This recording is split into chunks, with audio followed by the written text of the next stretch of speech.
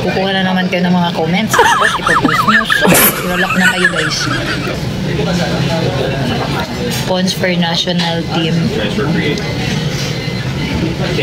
Pero guys, isipin nyo rin na kailangan ng pahinga ng mga player. Yes. Diba? Kasi di kami robot. Kaya hindi kami nakapaglaro din. Kasi nag-focus kami. Ganun yun.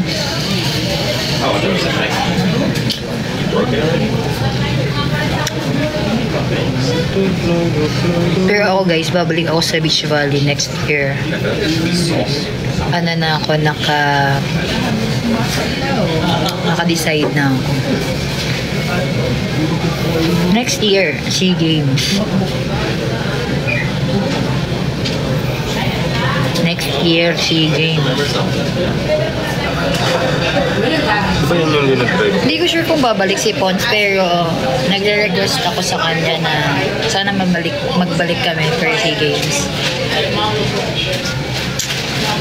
Goal ulit kami na makapaglaro sa beach. Kasi alam ko, gusto niya eh. Alam ko.